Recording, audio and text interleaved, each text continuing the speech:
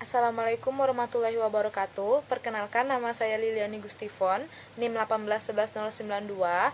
Saya dari kelompok 3, di mana kami dari kelompok 3 akan menjelaskan materi yaitu pengukuran kinerja sektor publik.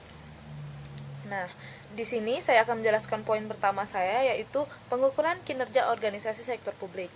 Nah, dapat kita ketahui sendiri, kinerja adalah gambaran mengenai tingkat pencapaian pelaksanaan suatu kegiatan dalam mewujudkan sasaran, tujuan, misi, dan visi organisasi yang tertuang dalam strategic planning suatu organisasi.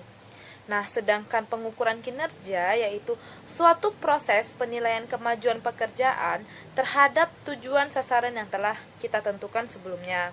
Contohnya sendiri seperti ingin mengetahui kualitas barang dan jasa, ingin mengetahui efisiensi penggunaan sumber daya dalam menghasilkan barang dan jasa, atau kita juga ingin mengetahui bagaimana efisiensi dan efektivitas tindakan dalam mencapai suatu tujuan.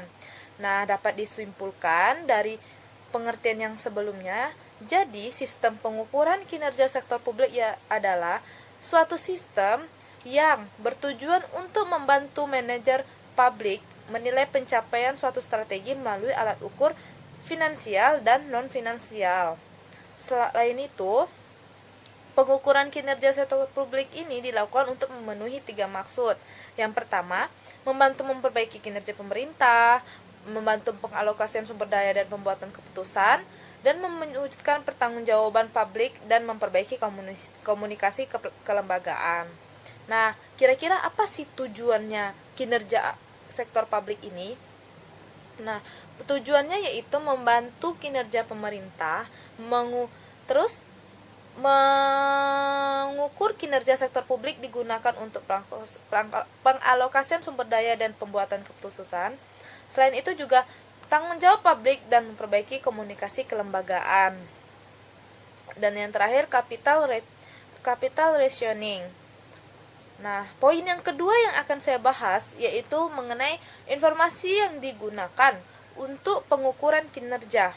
Nah, seperti pengertian dari pengukuran kinerja sektor publik sendiri yang dimana diukur melalui informasi finansial dan informasi finansial. Nah, informasi finansial itu sendiri dapat kita artikan sebagai penilaian laporan kinerja finansial yang dianggarkan berdasarkan menganalisa perbedaan antara kinerja aktual dengan yang dianggarkan. Sedangkan informasi finansial sendiri yaitu informasi finansial yaitu sebagai tolak ukur lainnya. Jadi informasi finansial dapat menambah keyakinan terhadap kualitas proses pengendalian manajemen. Nah, dalam teknik pengukuran kinerja yang komprehensif ini banyak dikembangkan oleh berbagai organisasi, yaitu salah satunya Balance Scorecard. Nah, akan kita bahas lebih lanjut apa saja yang termasuk dalam informasi finansial dan informasi non-finansial.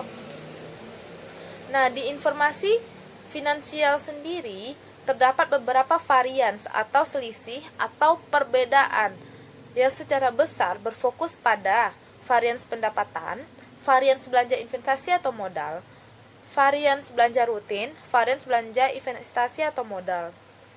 Nah, selanjutnya informasi non-finansial juga memiliki beberapa aspek. Dikarenakan tadi sebelumnya kita ada membahas mengenai pengukurannya melalui metode Balance Scorecard, yaitu di mana Balance Scorecard ini melibatkan 4 aspek. 4 aspek itu yaitu perspektif finansial, perspektif kepuasan pelanggan, perspektif efisiensi proses internal, dan yang terakhir perspektif pembelajaran dan pertumbuhan. Nah, di informasi non-finansial ini variabelnya itu merupakan kunci atau dinamakan key success factor, key result factor atau pulse point. Jadi variabel kunci ini yang dimana menjadikan faktor yang menyebabkan kesuksesan suatu organisasi. Nah, variabel kunci ini atau key success ini mempunyai beberapa karakteristik atau memiliki jenis-jenisnya seperti maksudnya yaitu menjelaskan faktor pemicu keberhasilan dan kegagalan organisasi. Selain itu dapat berubah dengan cepat, maksudnya key-nya atau variabelnya. Selanjutnya perubahannya tidak dapat kita prediksi. Jika tidak terjadi perubahan perlu diambil tindakan segera. Dan variabel tersebut dapat diukur baik secara langsung maupun ukurannya secara tidak langsung. Contohnya, kepuasan masyarakat itu tidak dapat diukur secara langsung, akan tetapi dapat dibuat ukurannya.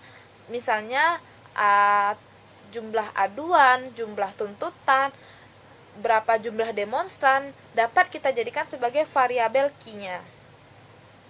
Kurang lebih begitu dari 2 poin yang saya jelaskan, yaitu di mana mengenai apa itu sistem pengukuran kinerja sektor publik, dan poin yang kedua yang saya jelaskan sebelumnya adalah informasi yang dibutuhkan dalam pengukuran kinerja sektor publik.